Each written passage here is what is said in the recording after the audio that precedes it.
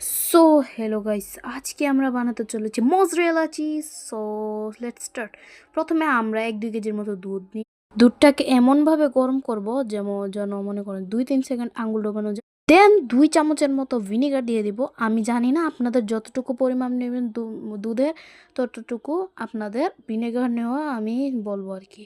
একটু বেশি করেও দিতে পারেন। সো এই যে আমি একটু বেশি করে দিয়ে দিলাম। একটু মিক্স করে দিবেন। পরে এটাকে ঢেকে কিছুক্ষণ 1-2 মিনিট রেস্ট দিবেন এটাকে। আমি আরও একটু ভিনেগার দিয়ে দিচ্ছি, কারণ হতেও পারে এটা দরকার নেই। তারপর আমরা এটা দেখবেন কিছুক্ষণ পরে এসে দেখবেন এমন হয়ে গিয়েছে। তারপর এটাকে আপনারা ছাঁকনি দিয়ে তুলে নেবেন, ছেঁকে ছেঁকে তুলবেন, যাতে পানিটা অবশিষ্ট একটু কম থাকে আর কি।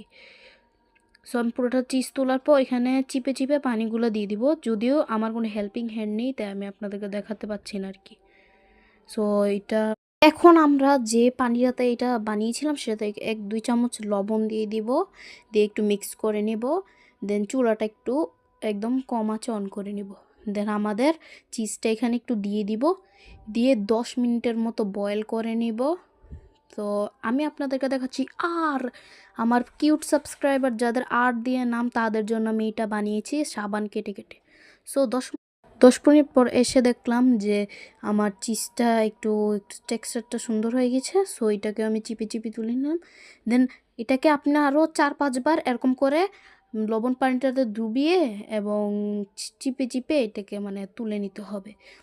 4-5 বার করার পর এই যে এইভাবে সুন্দর করে চিপে চিপে যে পানিটা ফেলে দিতে হবে এটার ভিতরের, কারণ ভিনেগারের স্বাদটা যাতে।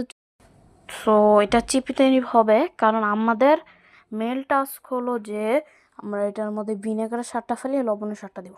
অ্যান্ড দেন আমার একটা সসপ্যানের মধ্যে পানি দিয়ে এটার মধ্যে বরফ দিয়ে দিব। অ্যান্ড দেন আমাদের তৈরি করা চিজটা এটার মধ্যে আধা ঘন্টা বা 10-15 মিনিটের মতো দিয়ে দিব।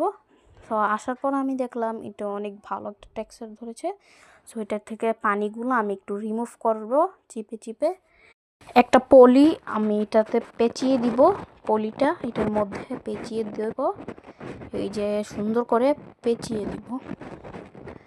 অ্যান্ড যাতে বাতাস না থাকে ভিতরে, আপনি সেটাই চেষ্টা করবেন। অ্যান্ড দেন আমরা এটা ডিপে রেখে দেব 4-5 ঘন্টার জন্য। সো লাইক করবেন, সাবস্ক্রাইব করবেন আরও এমন ভিডিও পাওয়ার জন্য। বাই।